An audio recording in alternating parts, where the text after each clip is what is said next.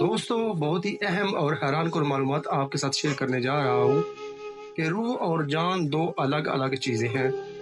ان میں فرق کیا ہے؟ جانوروں میں صرف جان ہوتی ہے، انسانوں میں روح اور جان دونوں چیزیں ہوتی ہیں۔ اس لیے تو جانور انسانوں کی طرح سوتے بھی ہیں، جاگتے بھی ہیں۔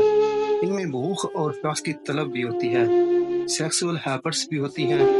جانوروں کا مرنے کے بعد حساب اس لیے نہیں ہوگا کہ ان میں روح نہیں ہوتی، انسان سے حساب اس لیے ہوگا کہ ان کے اندر جو روح ہے اس سے اللہ نے وعدہ لیا تھا کہ تم نے میری طرف لوٹ کر آنا ہے، جسم سے وعدہ نہیں لیا تھا۔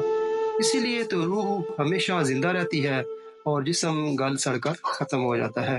دوستو، روح اصل میں ہے کیا چیز؟ روح کا دوسرا نام شعور ہے، جس سے انسان خیر اور شر کی پہچان کرتا ہے، غلط اور صحیح میں